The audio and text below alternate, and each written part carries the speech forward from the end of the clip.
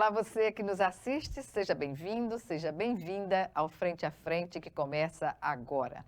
A nossa entrevista de hoje é com a assistente social e presidente do Conselho Estadual do Idoso em Alagoas, Elizabeth Toledo. Ela fala sobre o envelhecimento da população, uma realidade atual que impõe mudanças e desafios para o Estado brasileiro. Os desafios são múltiplos e eles estão aí colocados em diversos setores da estrutura social brasileira, a exemplo da Seguridade Social e Previdência, saúde, educação, habitação, trabalho, renda e desenvolvimento urbano. Doutora Elizabeth, é um prazer tê-la aqui novamente no programa.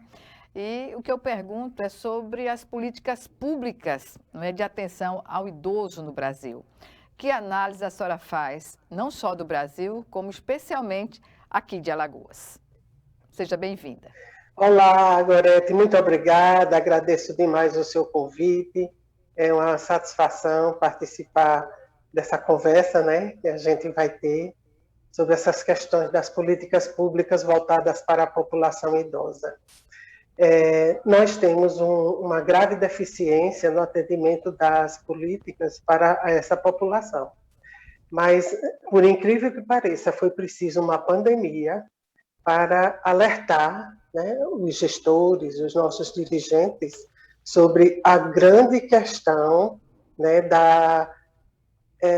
do risco que essa pandemia colocava inicialmente, como todos os cientistas, médicos e estudiosos, né, afirmavam, para a população idosa.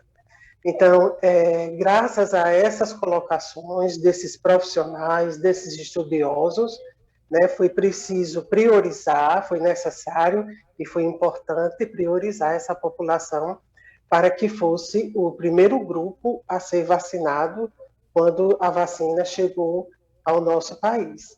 Né? E por essa questão da pandemia, surgiram N lives, N questões, até mesmo no Congresso Nacional, a CIDOSO, que é a Comissão do Idoso da Câmara dos Deputados, né, fez diversas audiências para tratar de temas importantíssimos sobre como fazer a garantia desse atendimento, como priorizar a população idosa institucionalizada, para que ela fosse atendida de imediato na questão da vacinação, não só os idosos que estavam nas instituições, mas também todo o corpo técnico que fazia parte do atendimento e do cuidado àquela pessoa idosa.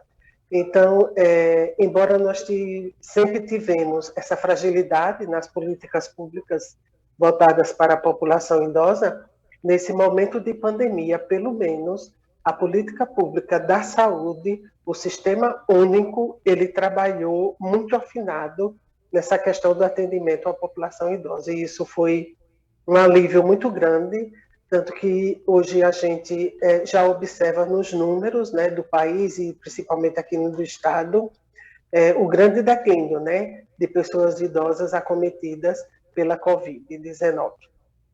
A importância é que o público idoso, apesar da contra-informação sobre a vacina, que tem sido constante, né? Agora é que arrefeceu um pouco essa questão, mas a população idosa atendeu ao chamado do Sistema Único de Saúde e efetivamente fez a vacinação no tempo certo, não é isso, Elizabeth?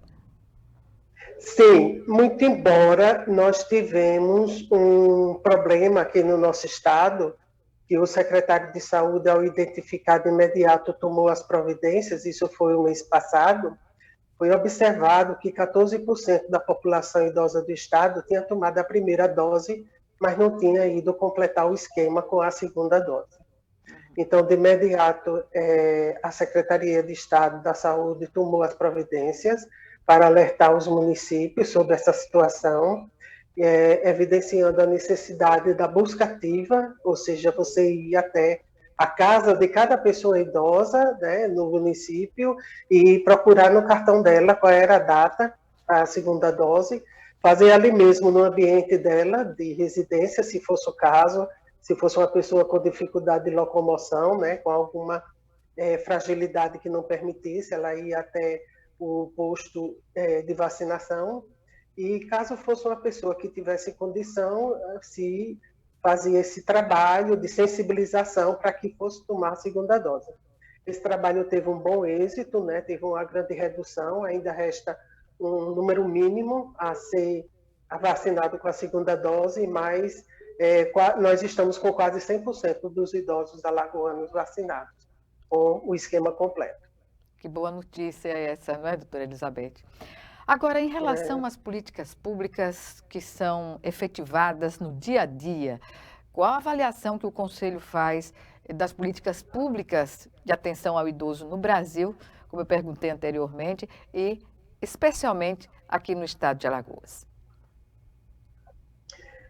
A avaliação que nós temos é de uma questão de fragilidade no atendimento a todas essas questões, né?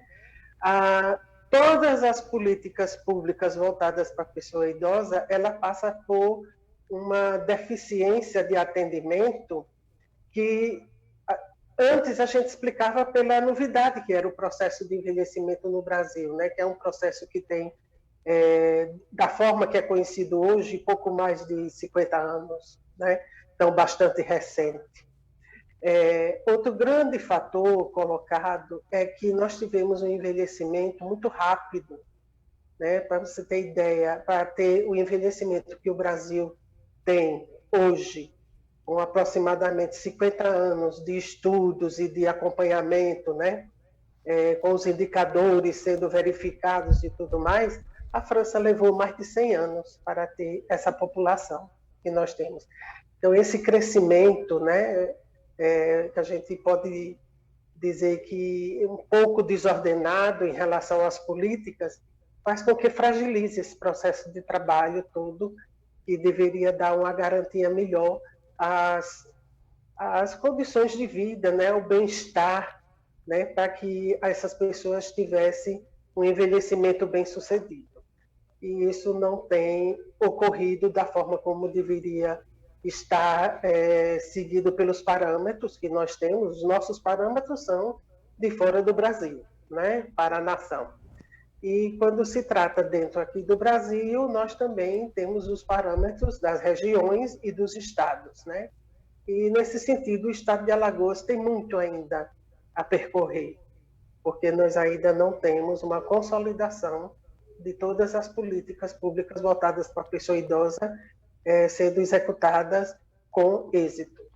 Mas a gente espera que, quando a gente chegar no novo normal, que é o que se fala, né, a gente possa dar uma incrementada, né, embora a nossa gestão do Conselho está findando agora em outubro, e aí a gente vai ter novas pessoas, mais novas pessoas comprometidas, né, e com toda a disposição para conduzir essa questão de cumprimento das políticas públicas no Estado. Pois é, políticas públicas que estão afinadas ao que preconiza a Constituição de 88, como também o Estatuto do Idoso. Mas aí eu pergunto, a legislação vigente, ela precisaria ser mais adequada às necessidades dos idosos? Não, Gorete. Nós temos uma legislação escrita fantástica, né? O Estatuto do Idoso, ele é um documento espetacular, mas na hora do cumprimento é que a coisa se apresenta não tão bem consolidada, né? Vou falar de um tema que foi muito recorrente agora durante a pandemia, a questão da violência contra a pessoa idosa. Esse momento de pandemia em que as pessoas tiveram que ficar reclusas em suas residências, portanto, a convivência era muito maior, né, durante o dia, ocorreu que provocou muito caso de violência, os números aumentaram assim de uma forma terrível, né? E nós observamos que as denúncias cresceram também. Tem casos que a gente sabe que não chega ao nosso conhecimento, mas nós tivemos quase 300% de aumento de denúncias de violência contra as pessoas idosas nesse momento de pandemia, né? E, para você ter ideia, no ano passado nós tivemos 35 homicídios de pessoas idosas, com toda essa situação das pessoas, as pessoas estarem isoladas, entre aspas, né, em suas residências, nós tivemos 35 homicídios em pessoas idosas provocados por arma branca, facadas, né? Nós tivemos apenas um desses 35, um caso foi de arma de fogo, e os demais foram de armas brancas. Isso é uma pesquisa que a OAB Alagoas faz anualmente. E o nosso conselheiro, doutor Gilberto Irineu, que é do Núcleo do Idoso da OAB, fez essa divulgação no início desse ano, desses números, né? O Disque 81 também, que é da Secretaria de Segurança, ele faz parte da inteligência, né, da Secretaria de Segurança do Estado de Alagoas, ele teve esse aumento assim extraordinário de registros. Então, nós nos preocupamos a tal ponto que, no início desse ano, nós fizemos uma reunião com o secretário de Segurança, mostrando para ele que, pelo resultado dessa pesquisa da OAB, apenas um caso ocorreu na capital. Os 34 restantes foram em outros municípios. E nós não temos uma atuação do Disque 181 fora da capital. E que é necessário estender essa atuação, porque é um trabalho feito por bases comunitárias, junto com a representação do programa do Disque 81, que são militares, junto com o CREAS, que é o Centro de Referência Especializado de Assistência Social, que é quem faz o acompanhamento desses casos.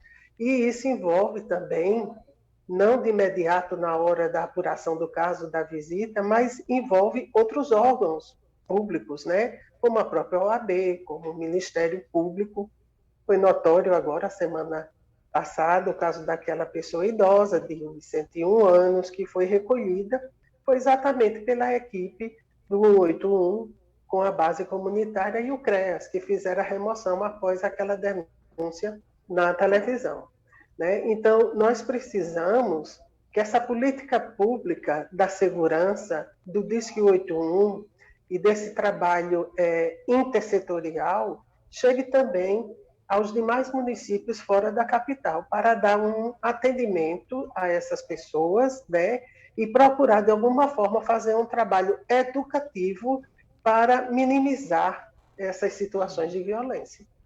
O agravante é que essa violência, 90% ou mais dos casos, está relacionada à família, né? A família é quem agride o idoso. E mais a questão da subnotificação, porque ela deve ser, digamos, bem maior do que o que os números oficiais apresentam, não é, doutora Elizabeth? Com certeza. Com certeza, a família se sente envergonhada, principalmente aquela pessoa idosa, ela se sente envergonhada de ter que denunciar o próprio filho ou o próprio neto, né? É uma situação assim muito constrangedora e muitos casos ficam silenciados por conta disso, desse constrangimento. Mas a população pode colaborar, né? O vizinho pode identificar e ligar, assim como a denúncia, digamos assim, um incentivo à denúncia da violência contra a mulher e contra abuso a crianças, também deve-se ter em relação a abusos cometidos contra idosos, não? Sim, com certeza. Inclusive, o caso da semana passada foram os vizinhos que fizeram a denúncia. É importantíssimo, né, as pessoas da comunidade observarem essas situações que estão ocorrendo e ligar para o Disque 181, fazer essa denúncia, e o caso será apurado. Quando se trata dessa questão da família, é muito estranho que outros membros da família escondam essa situação, né? Eu tomei conhecimento mês passado e eu, inclusive, recebi fotos da pessoa agredida, uma pessoa de mais de 90 anos, que, pelo que está se apurando, ainda não está resolvido esse caso, ela levou uma surra do próprio neto, né? Se você visse as fotos dessa criatura, os machucados que ela teve, né, apresentou, e ao dar entrada no hospital de urgência e emergência, foi relatado que ela tinha caído da cama. Uma queda de uma cama, uma pessoa idosa não faria aquilo. 2 olhos totalmente inchados e roxos, a lateral da cabeça aberta com corte, os braços, as pernas, toda machucada. Então, a equipe médica chegou à conclusão que ela realmente levou a surra desse neto dela, uma pessoa de 20 e poucos anos, não chega a 30. Né? Então, ninguém viu, ninguém percebeu, porque não houve nenhuma denúncia. A denúncia partiu da equipe médica do hospital ao receber essa pessoa. Então, nós precisamos estar atentos, né? Não só a equipe médica do hospital ao perceber, mas os vizinhos, né, que observam um movimento diferente ou uma situação de grito, de pedido de socorro. Tudo isso é importantíssimo. E, assim, a questão da denúncia, ela não é só em casos confirmados, ela é em suspeita. Se você suspeitar de uma situação de violência, você deve de imediato ligar para o Disque 181, né, e fazer essa denúncia para que o caso seja apurado. Claro, porque é um crime cruel, covarde contra incapaz, porque uma pessoa idosa, não é? Ela é uma pessoa muitas vezes incapaz até de esboçar uma reação contra, de fazer a não tem denúncia, de condição entender de o que está defesa. acontecendo muitas vezes com Alzheimer e por aí vai. Então, que fiquemos atentos, não é? Diz que 181, ao perceber que há um movimento contrário à normalidade em relação ao idoso que mora nas suas proximidades. É isso que tem que ser feito, não é, doutora Elizabeth? Exatamente. Se você perceber qualquer coisa estranha, aquela pessoa idosa de vez em quando vai na porta de casa ou vai na área de convivência do prédio e de repente ela desaparece, vai fazer uma visita, está doente, vamos visitar a nossa vizinha e tal, e observa. Se perceber que não está doente, está com alguma situação mostrando assim de constrangimento, muito calada e tal, desconfie. Medo, né? Medo, na verdade. Sim, medo, isso. Se não E a era o gente sabe perfil como dessa identificar pessoa, uma pessoa, seja criança, adulto ou idoso, quando ela tem temor pelo que possa voltar a acontecer a ela, né? Então, que fiquemos bem atentos. sim, exato. É só discar para o Disque 181, mesmo que seja só uma suspeita, e isso será apurado. É isso. Vamos chamar agora o nosso primeiro intervalo e o Frente a Frente volta em 1 minuto. Até já.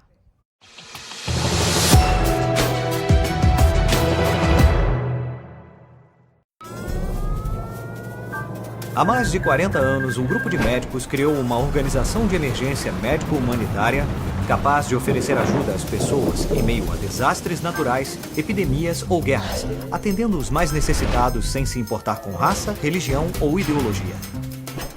Hoje, Médicos Sem Fronteiras envia equipes totalmente preparadas para responder a emergências por todo o mundo. Nossos profissionais são financiados por pessoas como você e eu. Conheça-nos, participe, apoie, porque juntos chegamos mais longe.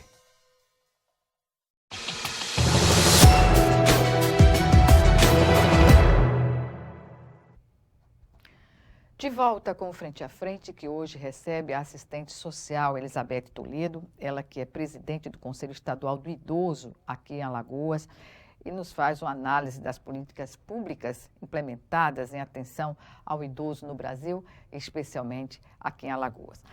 Doutora Elizabeth, que outra questão se coloca como uma preocupação maior em relação à atenção ao idoso? Além da questão da segurança que nós colocamos aqui. Olha, nós estamos caminhando para pós-pandemia, entre aspas, né? Porque a gente não pode precisar exatamente quanto será o pós. Mas tudo indica que nós vamos ter uma situação de regularizar essa situação, né? Essa questão da contaminação e do adoecimento das pessoas. E aí vem a questão da saúde mental, principalmente dessas pessoas idosas, que ficaram tanto tempo em casa isoladas, longe das possibilidades de conviver com seus familiares, longe das possibilidades de passeios, né, de sair. Nós temos uma estatística no Brasil, que é uma pirâmide, que foi avaliada pela doutora Carla Giacomini de Minas Gerais, onde ela detectou que, embora a pesquisa tenha sido feita em Minas Gerais, o Ministério da Saúde se apropriou e extrapolou para todo o Brasil. Ela detectou que 75% da população idosa é independente. Então, são aquelas pessoas que fazem a sua vida, a sua vida civil é gerida por ela própria. Ela faz suas compras, ela vai ao comércio, vai ao supermercado, ela vai à igreja, né? Ela vai passear, ela visita amigas, participa de grupos de idosos, enfim. É uma pessoa que ela decide o que vai fazer no dia a dia da sua vida. E isso foi tolhido dessas pessoas. E nós tivemos, nessa situação de pandemia, alguns casos, né, que a gente tomou conhecimento de suicídio, outros casos de adoecimento mental, como a depressão, por exemplo, né? E essa é uma vertente que poderá vir a ser muito próxima do pós-pandemia, quando essas pessoas começarem a sair e, embora tenha de novo a possibilidade da liberdade de ir e vir, mas elas já poderão estar adoecidas, né? Uhum. E externar isso de alguma forma que não seja condizente com a boa condição de saúde. Tipo de se expor ao excesso, porque quer queira, quer não, embora nós estejamos caminhando para uma situação de controle, ainda vai demorar a gente ter essa condição de tirar a máscara e se aglomerar, né, e conviver em ambientes com muitas pessoas, ambientes fechados principalmente. Mas a gente sabe que esses ambientes acontecem. Toda semana tem notícias de festas, né, e de encontros e reuniões clandestinas, tem denunciado na televisão. Toda semana a gente vê. Então, essas pessoas poderão extrapolar essas situações de confraternizar, de beber, exagerar na bebida, se é que não já estavam exagerando dentro das suas casas, né? Porque sempre teve a possibilidade de comprar e levar para dentro de casa, né? E as pessoas que já estão adoecidas com depressão ou outras questões, que terão que ser acompanhadas de forma mais presente pelas equipes de saúde. Então, uma grande preocupação nossa nesse momento é esse retorno, né,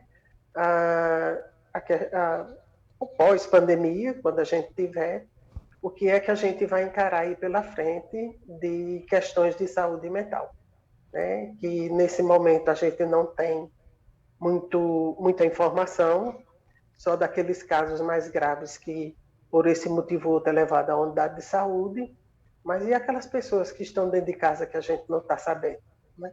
Então, eu acredito que a gente vai ter que observar muito essa questão dessa política de saúde mental, aqui, pelo menos no estado de Alagoas. Uhum, pois é um previsível esse, né, que as instituições, o Estado e municípios devem estar atentos na formulação de uma política que venha atender, né, as pessoas que não têm como pagar. Porque temos dois universos aí, o universo do aposentado que administra a sua autonomia, que muitas vezes até é a renda principal em tempos, sobretudo, de pandemia, de muitas famílias, né? Tem a questão também da usurpação familiar a essa condição econômica, passando a gerir administrar a renda de aposentadoria do idoso. Enfim, é uma situação complexa que exige atitudes também direcionadas. O que dizer dessa nova realidade colocada e o que Estado e municípios podem fazer nesse sentido, numa ação articulada? Olha só, Gorete, antes da pandemia nós já tínhamos 7 milhões de lares sendo sustentados pela renda de pessoas idosas no Brasil. Isso com certeza se agravou, né? pela questão do desemprego, né? Todos esses negócios, né, que foram fechados durante a pandemia. Alguns estão conseguindo reabrir, mas a gente sabe que a grande maioria não vai ser assim de imediato, né? E essa renda é quem veio até esse momento. E claro que o auxílio emergencial chegou e deu uma ajuda nesse sentido, mas o grande suporte realmente foi essa renda de pessoas idosas, né, que teve essa garantia para o sustento de toda a família nesse momento de pandemia. Então, ao retornar para essa situação de vamos abrir as portas da casa e vamos começar a procurar emprego, nós vamos ter uma barreira muito grande no número, né, de empregos que poderão ser ofertados para a população em geral. Essa população economicamente ativa, que está entre os 15 e os 59 anos de idade, ainda vai passar um tempo bem complicado para conseguir estabilizar de novo a sua situação financeira, né, conseguindo uma nova colocação no mercado de trabalho.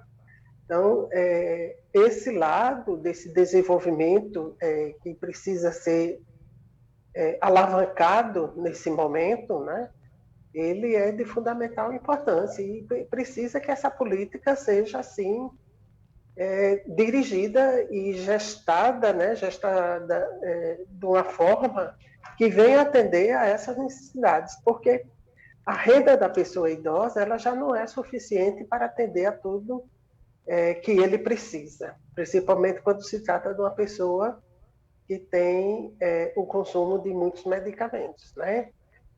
O que nós estamos observando, todo mundo está sentindo na pele, né, quando vai ao supermercado e à farmácia, essa carestia que está aí, essa inflação, né, de todos os produtos de primeira linha de sobrevivência, que é alimento e medicamento, né?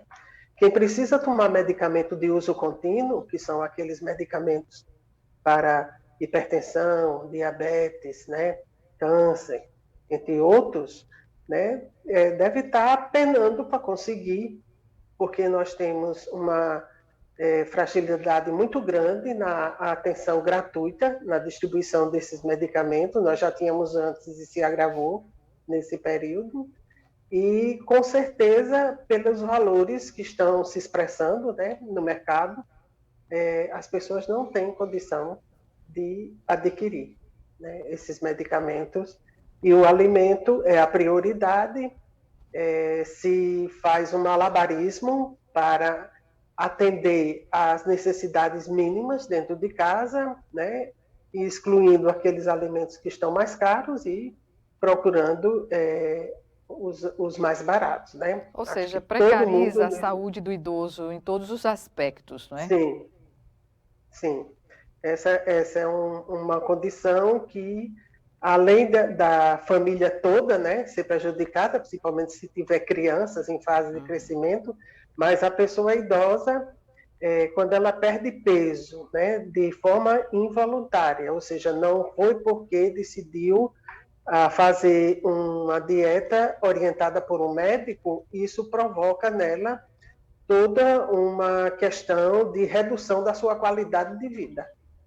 Então, as políticas de emprego e renda, elas terão que ser muito bem observadas e trabalhadas, né, nesse momento que a gente está mudando de faixa, estamos na faixa amarela, né, e a gente espera progredir para faixas mais leves. Então, precisa ser muito observado. Eu acredito que nós ainda vamos passar uns momentos de muitas dificuldades. Infelizmente. Vamos chamar agora o nosso segundo e último intervalo. Já, já estaremos de volta.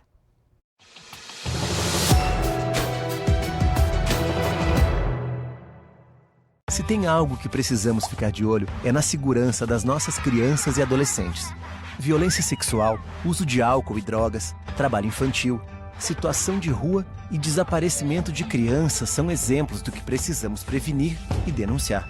Disque 100 e denuncie qualquer violação dos direitos das crianças e adolescentes. Baixe também o aplicativo Proteja Brasil no seu celular. Respeitar, proteger, garantir.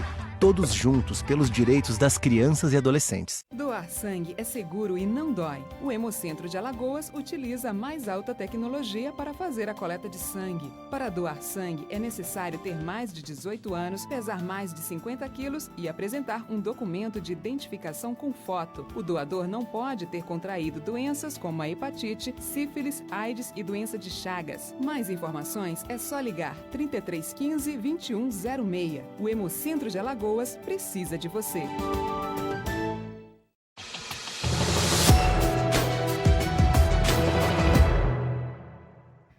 Estamos de volta para o último bloco do Frente a Frente, que hoje recebe a assistente social Elizabeth Toledo, ela que é presidente do Conselho Estadual do Idoso aqui em Alagoas e nos faz uma avaliação das políticas públicas de atenção ao idoso no Brasil e em Alagoas, especialmente.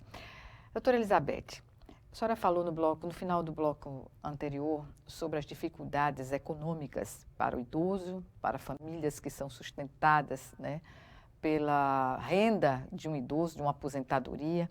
E aí eu pergunto, há preconceito no mercado de trabalho para as pessoas mais idosas ocuparem cargos? Isso a gente sabe que há muito tempo existia. Mas a partir do Estatuto do Idoso, a partir da Constituição de 88, esse reconhecimento também, a experiência, foi algo, e a própria condição do idoso que mudou a sua forma de encarar a vida, de encarar as dificuldades, enfim. Ainda hoje prevalece essa questão do preconceito?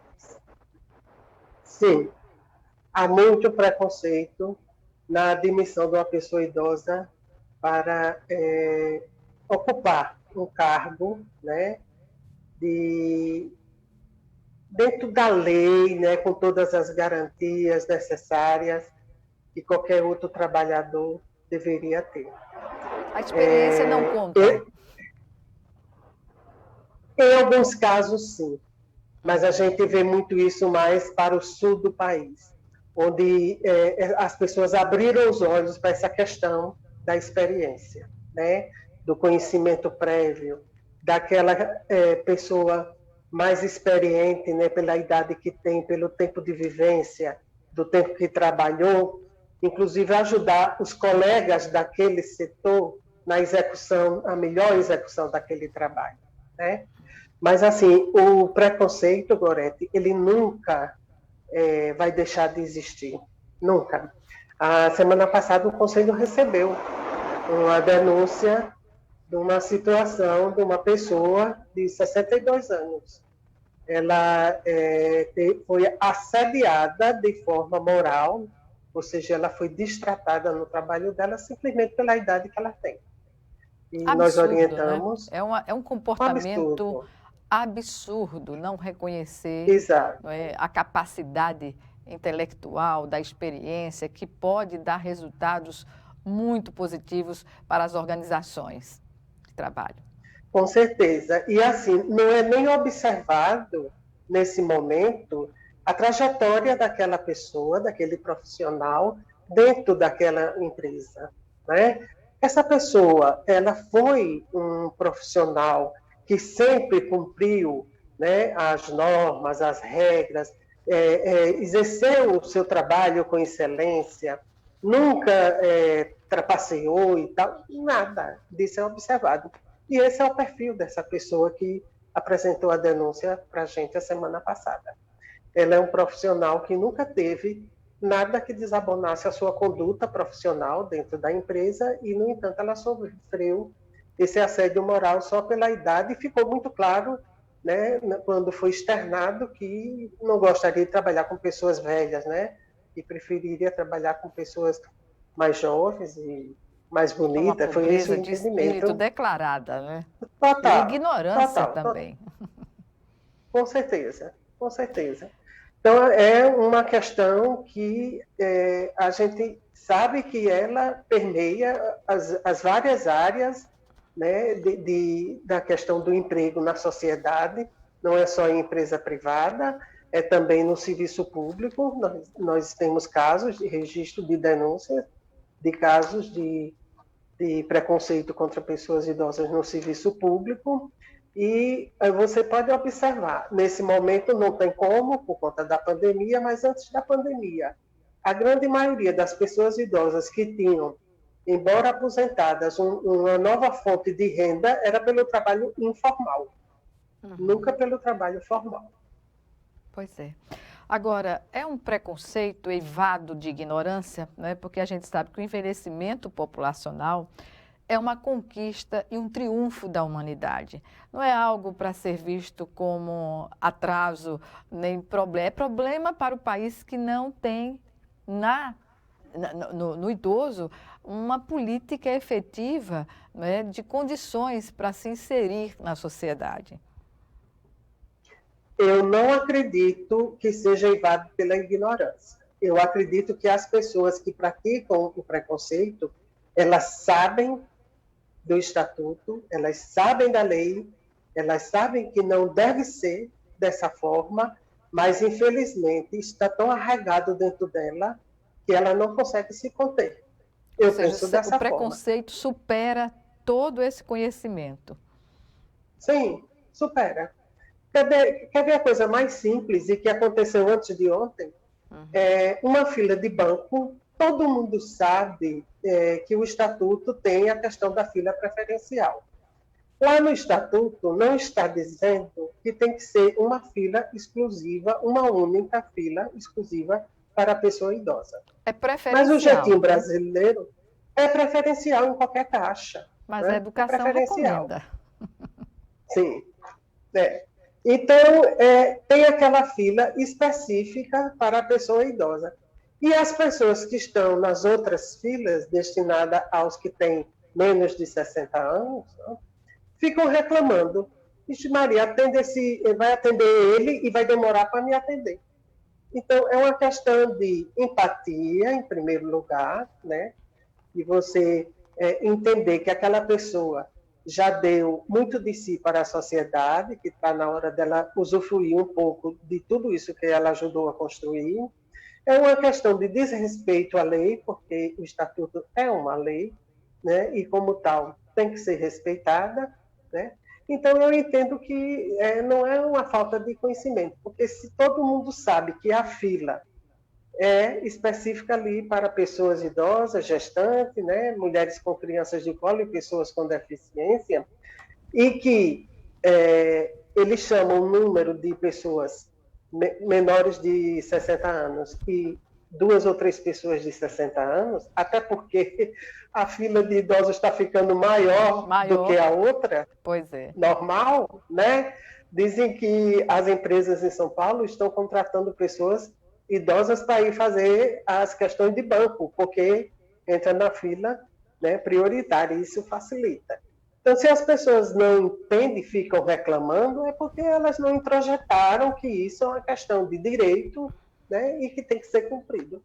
Simples pois assim. Mas esse é um sentimento, né, que nasce em casa. A pessoa não aprende com a lei que é criada, aprende no ambiente doméstico, no lar, na família, a respeitar a quem tem mais idade, a conviver, a ser tolerante, enfim, a reconhecer as dificuldades que as pessoas de mais idade têm de acompanhar o que um jovem de 20 anos, né, como esse que bateu na avó de uma forma covarde e cruel. Sim, é perfeita a sua colocação, viu? Isso tudo começa dentro de casa. Sim. Quando você coloca aquela pessoa idosa no patamar que ela merece dentro da sua casa, que é o patamar do respeito. Não precisa ser mais para ela e menos para os outros. Basta que você respeite e trate-a como você trata os demais entes da família. Com cuidado, né? E mostrando o exemplo para as crianças. Infelizmente, essa geração, né, que temos agora de crianças e adolescentes, perdeu muito isso, porque os pais entenderam que não se deve dar não para as crianças, né? E dar não para as crianças pode causar problemas psicológicos. Pois Eu é. fui criada na... Oi, pode dizer. Não, perdão interrompê-la, mas há pais jovens que não sabem dizer não, mas sabem ser agressivos, sabem bater. É uma contradição. Sim. Que dizer não, a força da palavra, substitui a força da pancada, né? Que muitos o fazem assim, contrariando a lógica que não se aprende com a violência, né? Também. Pois é, exatamente isso. Quando o pai ou a mãe, vou dar um exemplo, tem entre 30 e 35 anos de idade e tem um filho pequeno, né, que está no processo de educação, e ele não sabe dizer não para essa criança, e no dia que ele diz não, essa criança parte para bater nele, e ele não toma a devida providência, né, de mostrar para ela que está errado e que não é isso, apenas afasta e dá um celular para ela brincar, para se distrair, ou bota em frente à televisão, ela está criando uma pessoa que vai reagir assim toda vez que ela receber um não. Uhum. Então, se essa criança se dirige a uma pessoa idosa da casa, o avô ou a avó, e ele com certeza, provavelmente, vai dizer não, porque não tem condição de atender ao que ela pediu, a reação será essa, né? E impressionante que, nesse caso do neto que bateu, ele é quem tomava conta dos recursos financeiros dela, né? Da aposentadoria da pessoa. Então, né? ele usufruía de tudo da forma como queria, né? E mesmo assim, ainda teve essa capacidade de agredir. Então, eu acho que está faltando rédea, sabe? Está faltando rédea e o respeito. E dentro de casa, como você bem disse, né, já nasce ali esse ensinamento do respeito para que no futuro ele, quando adulto, mantenha essa postura de respeito. Doutora Elizabeth, estamos nos 3 minutos finais ou 2 do nosso programa, da nossa entrevista. Eu gostaria de agora falar sobre a ação do Conselho. Como tem se dado neste ano em meio às dificuldades impostas pela pandemia, né, pelo isolamento social? O nosso Conselho, ele infelizmente pegou de frente, né, após 6 meses de posse, a pandemia, encarou a pandemia, né? Nós assumimos em 2019, no segundo semestre, e já encaramos uma conferência nacional para organizar as municipais, a estadual, com vias à conferência nacional, que seria em novembro de 2019. Nós conseguimos realizar as 15 conferências municipais e uma conferência estadual, e nós conseguimos fazer em outubro a estadual, enviamos o relatório para a nacional, e a nacional não ocorreu ainda. Ela vai ocorrer provavelmente no dia 29 e 30 de setembro e 1º de outubro desse ano. Porque a pandemia impediu que a gente fizesse as nossas ações. Nós tínhamos um planejamento a ser executado, mas era um planejamento de reativar conselhos desativados e implantar novos conselhos nos municípios alagoanos. E para isso precisava da nossa presença lá nos municípios, conversando com as pessoas, chamando os representantes da sociedade civil e do serviço público para mostrar a eles como se constrói, né, se fundamenta essa situação de um conselho e como ele se executa o que tem que ser feito durante a sua gestão. Nós não podemos fazer isso, né? Tivemos que cancelar todo o nosso planejamento, então o Conselho ficou somente trabalhando de forma online, em reuniões, e atendendo o máximo que poderia ser feito, porque o nosso papel não é de ação, é de ser interlocutor, né? de procurar as instâncias necessárias para as situações que chegam para a gente. O Conselho não age, ele é deliberativo, e por conta disso nós tivemos a nossa gestão muito prejudicada.